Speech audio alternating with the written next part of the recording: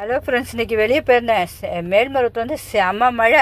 5 மணிக்கு எவ்வளோ மழை. எங்களால் கார் அவங்களால ஓட்டவே முடியல, அவ்வளோ ஒரு மழை. சிங்கப்பெருமான் கோயில் வரைக்கும் மழை.